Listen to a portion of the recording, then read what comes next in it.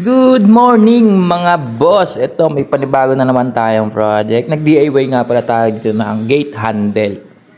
Ito is pinasabay lang na ating kliyente sa Maynila. So sabi niya walang handle yung sliding gate nila, sobrang bigat. Kaya nagpabricate tayo at na-print na lang natin to sa kanya. Kasi mga workups puro scrap lang ginamit natin. Meron tayong plate na ang thickness niyan is nasa almost 2 mm yung thickness niyan. Tapos meron tayong tirang tubular na 1x1. Yun yung ginawa natin handle. Hindi na natin na i-curve yung kanto kasi sabi niya is pinakang simple lang. Kaya tayo na yung dumiskarte.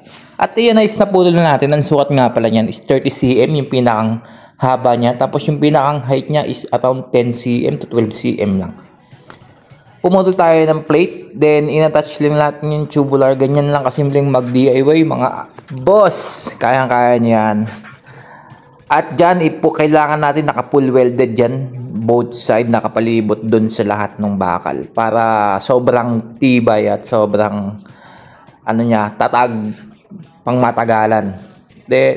Yan, winelding na natin. And yun lang. At sa mga gusto nga pala magpa-coat at magpagawa, message nyo lang ako. Yung page ko is AES Design, Steel and Woodworks. At maraming salamat sa mga supportan nyo, mga boss. God bless.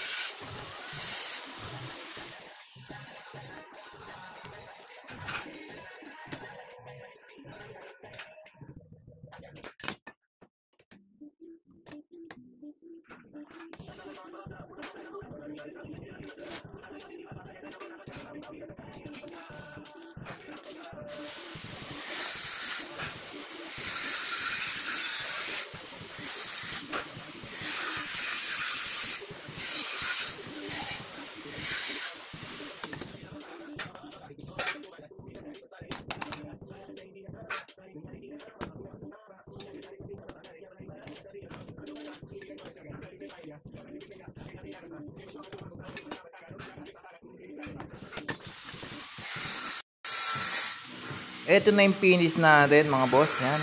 Quality yan. Ipipaint na lang natin. After nun, install na lang. Bubutasan natin ng 4 dyan sa bawat kamay niya is 4 yung butas para mas matibay.